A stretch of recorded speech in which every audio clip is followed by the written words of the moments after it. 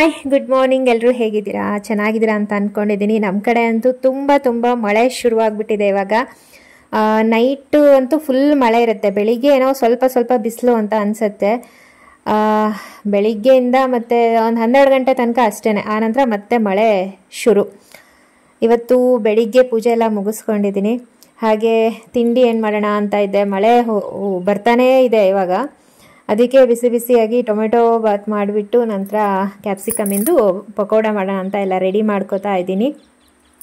ಆನಂತರ ಇವತ್ತು ಯಾಕೋ ಗೊತ್ತಿಲ್ಲ, ತುಂಬ ತಲೆನೋವು. ಸರಿ ತಲೆಯೆಲ್ಲ ಎಣ್ಣೆ ಹಾಕ್ಕೊಬಿಟ್ಟಿದ್ದೀನಿ, ತೆಂಗಿನೆಣ್ಣೆನ ಮತ್ತು ಬೇರೆ ಎಣ್ಣೆ ಎಲ್ಲ.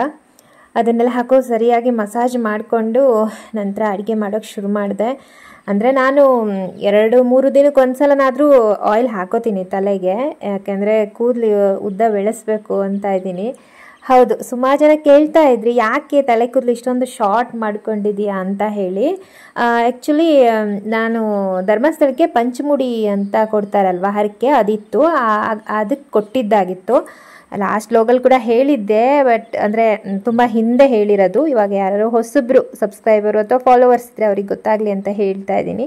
ಆ ಥರ ಕೊಟ್ಟಾಗ ಏನಾಗಿದೆ ಅಂದರೆ ಸುಮಾರು ಒಂದು ಅರ್ಧ ಮುಷ್ಟಿಯಷ್ಟು ಕೂದಲನ್ನು ತೆಗೆದುಬಿಟ್ಟಿದ್ದಾರೆ ಅವರು. ಅದೇನಾಯಿತು ಅಂದರೆ ಫುಲ್ ತೆಳ್ಳಗೆ ಕಾಣಿಸ್ತಾ ಇತ್ತು ನಾನು ಇದು ಹಾಕಿದಾಗ. ಈಗಂತೂ ಫುಲ್ ಉದ್ರೆ ಹೋಗ್ತಾನೇ ಇದೆ. ಅದಕ್ಕೋಸ್ಕರ ಸ್ವಲ್ಪ ಶಾರ್ಟ್ ಮಾಡಿಬಿಟ್ಟೆ. ಶಾರ್ಟ್ ಮಾಡಿದ್ರೆ ಸ್ವಲ್ಪನಾದರೂ ಅದು ಏನು ಈ ಥರ ಹೀಗೆ ಜುಟ್ಟು ಅಥವಾ ಹೀಗೆ ಬಿಟ್ಕೊಂಡ್ರು ಸ್ವಲ್ಪನಾದರೂ ನೋಡೋಂಗೆ ಕಾಣಿಸುತ್ತೆ. ಆಗ ನೋಡೋಕ್ಕೆ ಆಗ್ತಾ ಇರಲಿಲ್ಲ, ಅಷ್ಟು ತೆಳ್ಳಗಾಗ್ಬಿಟ್ಟಿತ್ತು ಕೂದಲೆಲ್ಲ. ಅದಕ್ಕೋಸ್ಕರ ಶಾರ್ಟ್ ಮಾಡಿರೋದು ಅಷ್ಟೇ. ಇವಾಗ ಒಂದು ಸ್ವಲ್ಪ ಉದ್ದ ಬರ್ತಾ ಇದೆ, ಹಾಗೆ ನೀಟ್ ಮಾಡ್ಕೋತಾ ಇದ್ದೀನಿ. ಇದೇ ಕಾರಣ ಕೂದಲೆಲ್ಲ ಫುಲ್ ಶಾರ್ಟ್ ಮಾಡ್ಕೊಂಡಿರೋದಕ್ಕೆ. ಓಕೆನಾ? ಟೊಮೆಟೊ ಬಾತ್ ಕೂಡ ರೆಡಿ ಆಯಿತು. ಈರುಳ್ಳಿ ಪಕೋಡ ಅಲ್ಲ, ಕ್ಯಾಬೇಜ್ ಪಕೋಡ. ಯಾಕಂದರೆ ಇದು ಭಾಳ ಅಪರೂಪ ಅಲ್ಲ ನಾನು ಮಾಡ್ತಾ ಇರೋದು. ಕ್ಯಾಬೇಜ್ ನಮ್ಮಲ್ಲಿ ತರೋದೇ ಕಡಿಮೆ. ಅಂದರೆ ಇವರಿಗೆ ನಮ್ಮ ವೇಣುಗೆ ಇಷ್ಟ ಆಗಲ್ಲ, ಅದರದ್ದು ಪಲ್ಯ ಏನು ಮಾಡಿದ್ರೂ ಇಷ್ಟ ಆಗಲ್ಲ. ಗೋಬಿ ಮಾಡಿದ್ರೆ ತಿಂತಾನೆ, ಈ ಥರ ಪಕೋಡ ಮಾಡಿದ್ರೆ ತಿಂತಾನೆ. ಇದು ಪಕೋಡ ಕೂಡ ಅಷ್ಟೊಂದು ಇಷ್ಟ ಅಲ್ಲ ಅವನಿಗೆ. ಓಕೆ, ಇದ್ರ ಸೈಡ್ಸಿಗೆ ಅಂತ ಹಿಂಗೆ ಮಾಡಿಕೊಟ್ರೆ ಸ್ವಲ್ಪ ತಿಂತಾನೆ ಅಷ್ಟೇ. ಇನ್ನು ಉಳಿದವ್ರು ನಮಗೆಲ್ಲ ಓಕೆಪ್ಪ. ರಾಗಿ ಅಂಬ್ಲಿ ಮಾಡಿಬಿಟ್ಟು ಈರುಳ್ಳಿ ಪಕೋಡ, ಮತ್ತೆ ಈರುಳ್ಳಿ ಪಕೋಡ ಅಂತಲೇ ಬರ್ತಾ ಇದೆ. ಇವು ಕ್ಯಾಬೇಜ್ ಪಕೋಡ ಮತ್ತು ಟೊಮೆಟೊ ಬಾತ್ ಅಥವಾ ಟೊಮೆಟೊ ರೈಸ್ ರೆಡಿ. ಓಕೆನಾ? ಇವತ್ತು ಆಹಾ ಎಷ್ಟು ಚಂದ ನೋಡಿ ನನ್ನ ಮಗ ತಿಂತಾ ಕೂತಿರೋದು. ಇಡೀ ಮೂತಿಗೆಲ್ಲ ಬಡ್ಕೊಂಬಿಟ್ಟಿದ್ದಾನೆ. ಅವನಿಗೆ ಮೊಸರು ಅಂದರೆ ಆಯಿತು, ಅಷ್ಟು ಇಷ್ಟ ಅವನಿಗೆ. ಮೊಸರೊಂದೇ ತಿಂತಾ ಇರೋದು ಇದನ್ನು. ನಾನು ಬೈದು ಅನ್ನ ಊಟ ಮಾಡಿಸ್ತಾ ಇದ್ದೀನಿ. ಮತ್ತು ನಾವು ಊಟ ಮಾಡಿಸ್ಬಾರ್ದಂತೆ ಮಕ್ಕಳಿಗೆ, ಅವರು ಚೆಲ್ತಾರೆ ಅಂತ ಹೇಳಿ ನಾವು ಹಾಗೆಲ್ಲ ಬೇಜಾರು ಮಾಡಿಕೊಂಡು ಆ ಮಕ್ಕಳೇ ತಿನ್ನಬೇಕಂತೆ. ಅದು ಆ ಥರ ತಿಂದ್ರೇ ಅವರಿಗೆ ಏನಂತಾರೆ, ಮೈ ಹತ್ತೋದು ಅಂತಾರಲ್ವ, ಹಾಗೆ. ಅವನಿಗೆಲ್ಲ ತಿನ್ಸಾಯಿತು, ಸ್ನಾನ ಮಾಡಿಸಿ ಎಳ್ದಾಡಿಸಿ ಇಡಿಸ್ತಾನೆ. ನನಗೆ ನಿಜ 9:15 ನಾನು 9:45 ಅಥವಾ 10 ಗಂಟೆಗಾದರೂ ಅಂಗನವಾಡಿಗೆ ರೀಚ್ ಮಾಡಬೇಕು ಅಂತ ಅನ್ಕೋತೀನಿ. ಬಟ್ ಇಲ್ಲ, ಇವನು ಅದಲ್ಲ ಇದಲ್ಲ ಏನೋ ಒಂದು ರಗಳೆ ಅಂತೂ ಇಂತೂ ರೆಡಿ ಮಾಡ್ಕೊಂಡು ಕರ್ಕೊಂಡು ಹೋಗಿ ಬಿಟ್ಟು ಬರೋ ತನಕ ನನಗಂತೂ ಸಾಕ್ಬೇಕು ಮಾಡಿಬಿಡ್ತಾನೆ. ಹಾಗೆ ಮನೆಗೆ ಬಂದೆ. ಇವತ್ತು ನಿಜವಾಗ್ಲೂ ಹೇಳ್ತೀನಿ, ನನ್ನ ಮನಸ್ಸು ಸರಿನೇ ಇಲ್ಲ.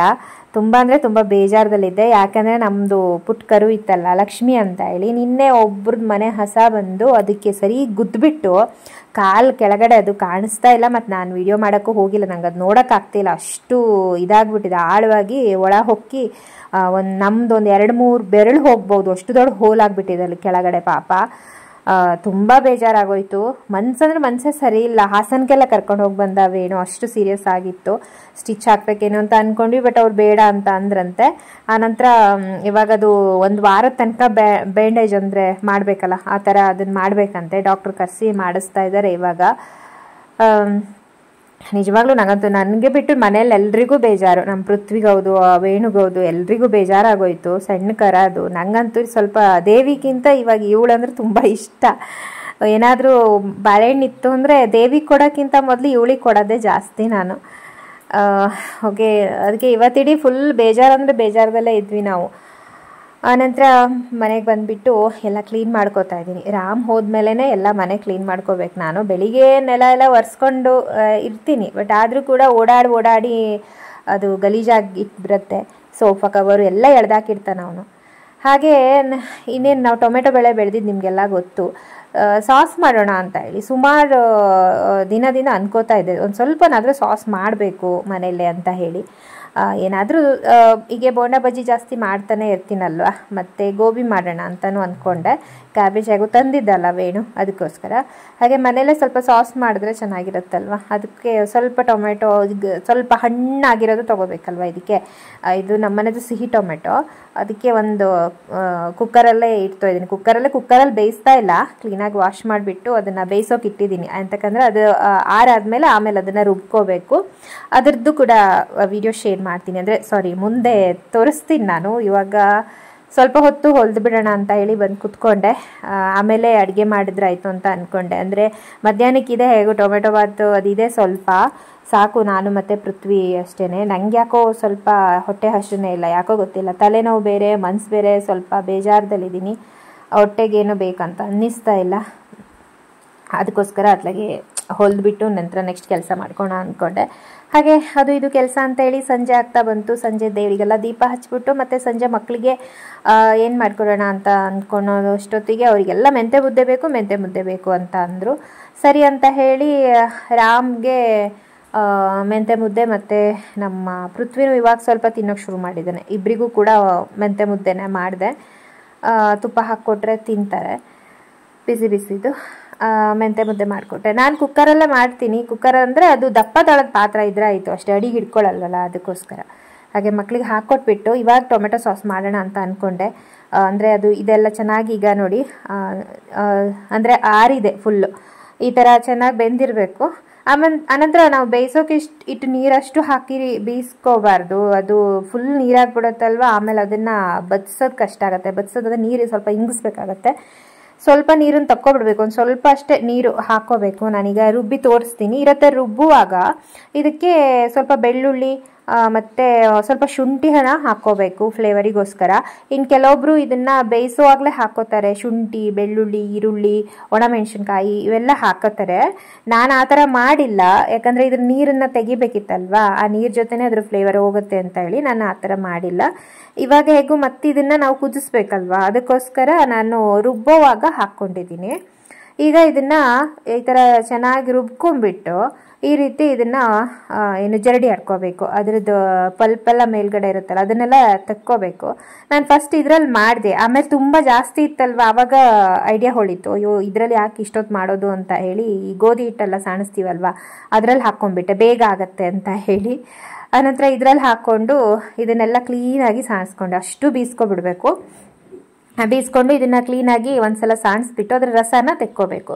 ಬಟ್ಟೆಲಿ ಹಿಂಡ್ಕೋಬೋದು ಅಂತ ಕೇಳಿದರೆ ಆ ಬಟ್ಟೆಲಿ ಹಿಂಡ್ಕೋಬಾರ್ದು, ಯಾಕಂದರೆ ಅದ್ರದ್ದು ಚಿಕ್ಕ ಚಿಕ್ಕ ಪಲ್ಪ್ಗಳಿರುತ್ತಲ್ವ ಅದು ಬೇಕಾಗತ್ತೆ ಅದಕ್ಕೆ. ನೋಡಿ ಇವಾಗ ಇಷ್ಟು ರಸ ಆಗಿದೆ. ನಾನು ದಪ್ಪ ಥರದ ಪಾತ್ರೆಯಲ್ಲಾದರೆ ಅದು ಅಡಿಯೆಲ್ಲ ಹಿಡಿಯಲ್ಲಲ್ವ, ಅದಕ್ಕೋಸ್ಕರ ಕುಕ್ಕರಲ್ಲಿ ಈ ಥರ ಮಾಡ್ತಾ ಇದ್ದೀನಿ. ಚೆನ್ನಾಗಿ ಇದನ್ನು ಕುದಿ ತರಿಸ್ಬೇಕು. ನೋಡಿ ಈ ಥರ ಬರಬೇಕು, ಒಂಥರ ಸಾಸಿನ ಇದಕ್ಕೆ ಬರುತ್ತೆ ಅದು. ಆ ಥರ ಬಂತು ಅಂದಾಗ ಇದಕ್ಕೆ ಅಚ್ಕಾರದ ಪುಡಿ ಮತ್ತು ಉಪ್ಪು ಹಾಗೆ ಇನ್ನೇನು ಸಕ್ಕರೆ ಹಾಕಬೇಕು. ಅದು ರುಚಿಗೆ ತಕ್ಕಷ್ಟು ನೋಡ್ಕೊತ ಹಾಕ್ಕೋಬೋದು. ಖಾರ ಎಷ್ಟು ಬೇಕು, ಸಕ್ಕರೆ ಎಷ್ಟು ಬೇಕು ಹೇಳಿ. ಖಾರಕ್ಕಿಂತ ಒಂಚೂರು ಸಕ್ಕರೆ ನೋಡಿಕೊಂಡೇ ಹಾಕಬೇಕಾಗತ್ತೆ, ಯಾಕಂದರೆ ಕೆಲವೊಂದು ಹುಳಿ ಟೊಮೆಟೊ ಇರುತ್ತೆ. ಸೊ ಸಾಸ್ ಇಷ್ಟೇ. ಆಮೇಲೆ ಕೆಲವರು ವಿನೆಗರ್ ಹಾಕ್ತಾರೆ, ನಾನು ವಿನೆಗರ್ ಹಾಕಿಲ್ಲ. ಮಾರನೇ ದಿನ ನಾನು ಇದು ಆಲೂದು ಬೋಂಡ ಮಾಡಿದ್ದಲ್ವ ಅದಕ್ಕೆ ಹಾಕ್ಕೊಟ್ಟೆ. ಚೆನ್ನಾಗಿ ಬಂದಿತ್ತು ಅಂತ ಎಲ್ಲ ಹೇಳಿದ್ರು. ವೇಣುನಿಗೆ ಕೇಳಿದೆ ಫಸ್ಟು, ವೇಣು ಚೆನ್ನಾಗಿತ್ತು ಅಂತ ಹೇಳ್ದ. ಹೇಗಿತ್ತು ಇವತ್ತಿನೆಲ್ಲ? ಮತ್ತೆ ಸಿಗೋಣ ಅಲ್ವಾ?